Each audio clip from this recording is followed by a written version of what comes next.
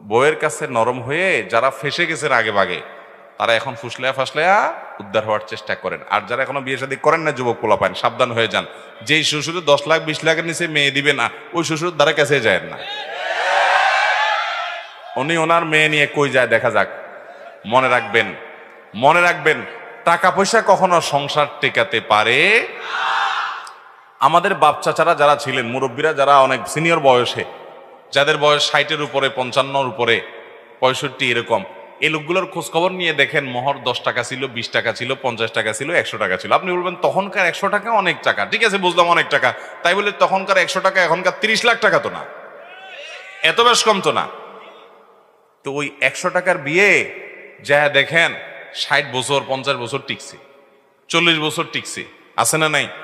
শুধু টিকছে তা না, এমন টিকা টিকছে যে একদম সুপারগুলোর মতো, মেড ইন জাপানের মতো মহব্বত, আছে না নাই?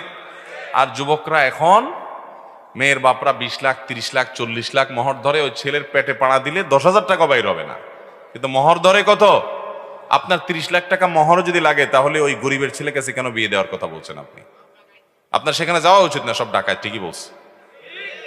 ভাইরা আমার, এই কাজটা করবেন না। এখন বিয়ে ঘরে ঘরে ভেঙে যাচ্ছে, ঠিক না বেঠিক? দাম্পত্য জীবনের শান্তি বলতে কিছু, আপনি 30 লাখ ধরলে আপনার মেয়েকে ছেড়ে সে যেতে পারবে না, আপনি তাকে আটকাইলেন। এই বিয়ের মহরটা এরকম ফালতু উদ্দেশ্যে আল্লাহ তাআলা নির্ধারণ করেন নাই, বরং বিয়ের মহরটা স্ত্রীর প্রাপ্য, যতটুকু সে দিতে পারবে ততটুকু ধার্য করবেন এবং পুরোটা দিয়ে দিবেন। খবরদার ছেলেরা কিন্তু এই ফান্দে পা দিবেন না। 10 লাখ 20 লাখ 30 লাখ বললে বলবেন যে আমার সামর্থ্য এটা আছে, এর বাইরে নাই। আমার নিজের বিয়েতেই আমার মামার শ্বশুর আরো অনেকে ছিলেন, মারা গেছেন, আল্লাহ তাআলা আমাদেরকে জান্নাত নসিব করুক, একটু বলা বলি করতেছিলেন, যে মোড়ামুড়ি করতেছিলেন। আমি বললাম না, আমি এর বেশি দিতে পারবো না, আমার এটার ব্যবস্থা আছে আলহামদুলিল্লাহ, এর বেশি আমি দিতে পারবো না, সাফ কথা। আমি পুরোটা দিয়ে দিছি, এবং যত হুজুর আছে খোঁজ করে দেবেন, সব হুজুররা দিয়ে দিছেন। এই মামলার বেশিরভাগ আসামি হলো এই 20 লাখ 30 লাখ পাটিয়ালা লোকেরা। 20 টাকাও দেওয়ার খবর নাই, ধরে রাখছে কত?